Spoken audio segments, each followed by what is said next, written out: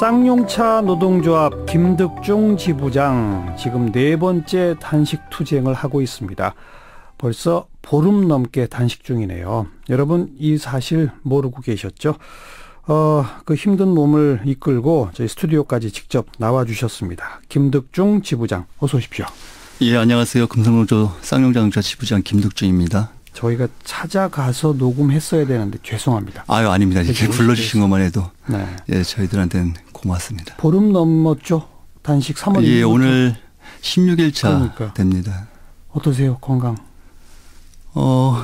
사실 평택에 있을 때는 좀 잘 몰랐는데 좀 거리 이동이 만만치 않네. 그래서 많은 분들이 좀 올라갈 때 좀 꼭 가야 되냐고 이렇게 말씀을 좀 해주셨거든요. 근데 또 이 상황이 워낙 또 저희들한테는 절박하고 예, 지부장으로서 가서 꼭 말씀을 좀 드리는 게 좋겠다 싶어서 올라왔습니다. 네. 좀 버겁지만 괜찮습니다. 자, 제가 좀 아까 우리 청취자분들 모르고 계셨죠? 이런 말 했습니다. 솔직히 많은 국민들이 쌍용차 하면 그 오랜 투쟁 다 기억하고 많은 분들이 또 지지연대도 했었고요. 네. 그러다가 몇 년 전에 이제 회사 사정 좀 좋아지면 해고자들 우선 복직시켜주겠다라고 합의했었다. 네네. 이제 다 풀려간 거 아니야? 대부분 국민들이 그렇게 생각하고 있을 거거든요. 예, 그렇죠. 예, 그렇게 알고 있습니다. 그래서 네. 그 합의가 있었던 게 언제였죠? 정확하게는 이제 2015년 12월 31일 때였죠. 연말에. 네네. 그때 이제 해고자 복지 문제와 그리고 국가 선배 손해배상 철회 문제하고 유가족의 지원 방안 그리고 쌍용차 정상화 방안 이 4가지 의제를 가지고 한 1년 가까이 줄다리기식의 어떤 교섭을 해서 2015년 12월 30날 합의를 하고 당시에 많은 언론들이 쌍용차 문제는 다 끝났다라고 대선 투표를 하면서 이제 지금도 이제 이미 많은 분들이 끝난 것으로 알고 계신 분들이 되게 많더라고요. 그 하나하나 아까 합의사항 첫 번째 해고자 복직은 어떻게 하기로 했죠? 당시는 정확히는 지금 벌써 이제 횟수로 3년이 됩니다. 네. 그때 해고자 문제는 어떻게 정리했냐면요. 그때 당시 회사 쌍용차가 신차 프로젝트가 좀 있었어요. 그래서 티볼리의 롱바디 그리고 많은 동종사가 이미 시행하고 있는 주간연속 2교대 그리고 Y400이라는 지금 현재 출시되어 있는 G4 렉스턴을 좀 말하거든요. 네. 이 시점마다 남은 해고자 관련해서 2017년도 상반기까지 전원 복직할수록 노력한다 이렇게 되어 있습니다. 17년 상반기면 작년이네요. 그렇죠. 이제 벌써 8개월 그때까지 전원 노력한다. 네네. 그 해고자 중에 그런 대상자가 몇 명이었죠? 당시 입사 지원서를 밝혔던 분이 167명이고요. 167. 예. 그 합의 이후에 2016년도에 2월에 이제 18분 그리고 작년 2017년도 4월에 19분. 그래서 총 한 37명이 지금 현재 복직되어 있고 네. 전체 비율로 보면 22%만 지금 현재 복직되어 있고 나머지 이제 130명이 지금 남았군요. 네, 그렇습니다. 원래 약속은 2017년 상반기까지 전원 복직토록 노력한다였는데 노력이 37명까지만 됐군요. 현재. 그렇죠. 그래서 회사는 지금도 끊임없이 합의를 이행하고 노력하고 있다 얘기를 하고 있어요. 근데 너무 더딘 거죠. 그럼요. 우리 이제 일반 사회 통념상으로 봐도 약속을 3년을 지나고 불이행하고 있는데 이것도 이행하고 있다는 얘기는. 알겠습니다. 혹시 그 기간 사이에 이 해고자들 복직시키는 거 말고 다른 신규 채용들도 하고 있나요? 어떻습니까? 당시 좀 논란됐던 이유 중에 하나가 2009년도 해고자만 발생된 것이 아니라 희망퇴직자와 비정직 문제까지 해서 한 3천 명이 밀려났거든요. 네네. 그래서 2015년도 합의서에는 전체 이제 희망퇴직자도 입사 지원서를 좀 받았어요. 그래서 포함해서 한 1,400명 정도 됩니다. 예. 그러다 보니까 이 1,400명을 어떻게 좀 이후에 인원 충원할 때 복직시킬 거냐 이 논란 속에서 334라고 하는 30%는 희망퇴직자 그리고 30%는 해고자 40%는 이제 해고자와 희망퇴직자의 자녀 이렇게 해서 이제 100%로 채용하기로 했었죠. 이런 원칙을 세웠군요. 네네. 이 원칙은 지켜지고 있습니까? 지금까지는 작년까지는 그랬습니다. 지켜지고는 있는데 숫자가 너무 적다. 현재 그거로군요. 그렇죠. 지금 회사가 이제 이행한다고 얘기해도 당시 이제 1,400명이 달하는 인원 중에서 전체로 봐도 이제 103명이 복직되어 있고 퍼센트로 봐도 10%도 안 돼요. 네. 그리고 국가 그 손배소 그건 철회됐나요? 그게 되게 마음 아픈 상황인데요. 지금 현재 대법원에 계류 중에 있어요. 예. 예. 그 문제를 많이 요즘 질문받기도 하고 그 예. 문제가 이제 정말 저희한테는 핵심적 해고자 복직만큼이나 중요한 문제인데요. 네.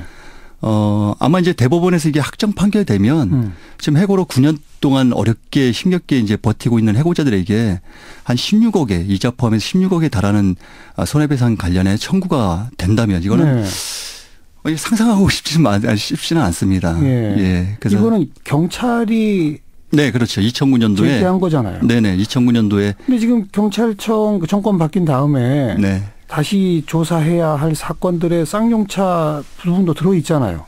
그럼요. 그건 경찰청 입장에서도 이건 좀 문제가 있으니까 다시 들여다봐야 된다라고 판단한 거잖아요, 스스로. 예, 그것이 이제 정말 좀 다행스러운데요. 그런데 아직도 그 소송을 처리 안 한 거예요? 그렇죠. 예.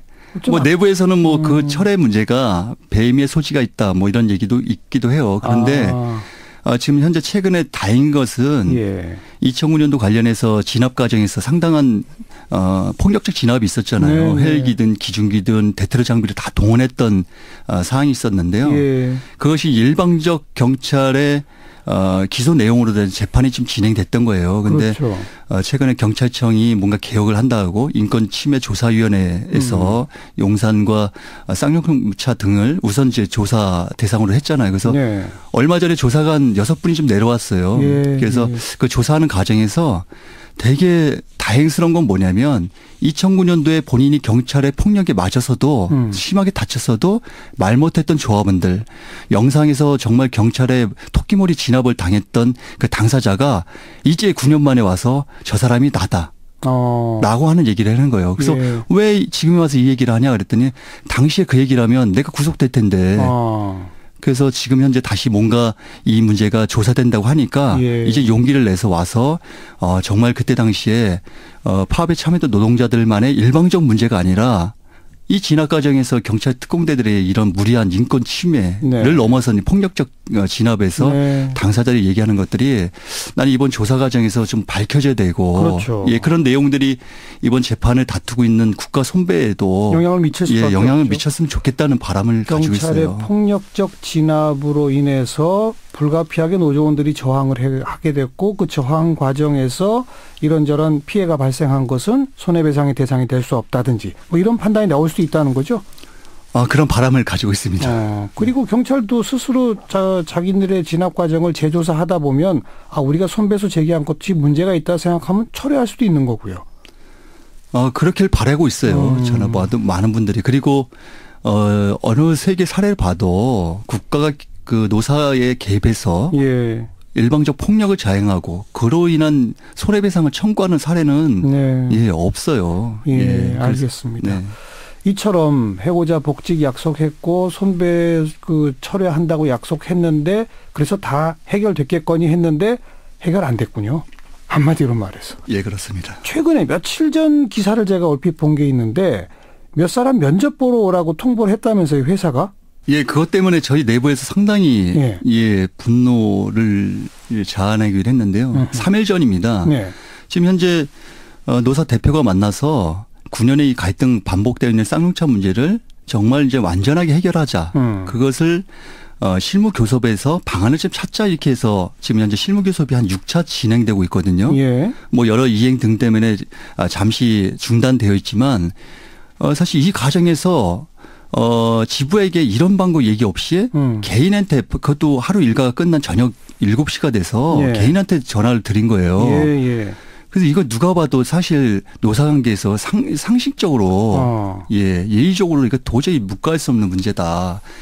그래서 그분들이 이번 주간 위교대 관련해서 총 26명이 복직 대상자인데 지부에 해당되는 것이 30%다는 거예요. 그러면 한 8명인데 그렇죠. 거기 2배수다가 16명을 면접 보러 오라고 통보를 한 겁니다. 개별적으로. 네네. 그래서 노조랑 협의도 없이. 그럼요. 그래서 다행히 그중에 15분이 저를 찾아와서 간담회 속에서 지금 현재 지부장 단식 중이고 또 이 문제를 해결하기 위해서 노력 중인데도 불구하고 일방적으로 이렇게 하는 것에 대해서 문제가 있다. 그래서 이번 회사가 일방적으로 자행한 이 면접에 관련된 것은 우리가 정중하게 사양하겠다. 이렇게 이제 안 가셨어요? 네, 안 갔습니다. 안 갔다가 오늘 다시 회사가 노동자 이제 기업노조가 좀 중재를 좀 선언해서 오늘 교섭을 오전에 좀 했어요. 그 관련된 문제나. 그래서 회사가 그 관련해서 일방적으로 했던 거에 대한 도의적 책임과 또 유감을 표하고 사과하고 그리고 거기 따라서 공식적 공문을 저희한테 지금 보내는 것으로 그래서 면접을 보지 못했던 15분에 대해서는 내일 별도로 다 면접을 좀 보기로 했습니다.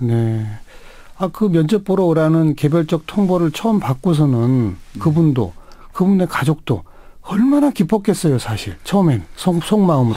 그럼요. 저희들 그런데 경과 과정상 이건 따를 수 없다 이렇게 된 거군요. 저희가 그 간담회를 한 2시간 넘게 좀 했었는데요. 정말 눈물을 지어가면서 이 소식을 듣고 아내가 막 양복을 다리기도 하고 노모가 버선발로 떼어나와서 아들의 그 소식을 알리기도 하고 이랬어요. 근데 주변에서 그랬는데 당사자는 얼마나 10년 동안 기다렸던 소망입니까? 희망입니까? 이것을 내어놓는다는 이 결심은 정말 저한테는 감동이었고 좀 고마웠고 그래서 감사하네요. 그럼요. 그래서 제가 어제 막 그랬습니다. 근데 아무튼 지금 회사 측이랑 다시 협의 끝에 면접 보러 가시게 됐으니까 잘못된 건 바로 잡고 또 그분들한테는 복직의 기회도 생기고 잘 됐네요. 그거는. 근데 또 하나 문제가 있어요. 8명이 필요한데 16명이 2배수를 면접 보는 거죠. 왜 2배수로 하느냐. 그 문제는 저희가 계속적으로다가 이미 이제 해고자는 전원 복직을 전제로 했는데 왜 2배수를 하느냐. 그러니까 처음에는 회사는 그랬거든요.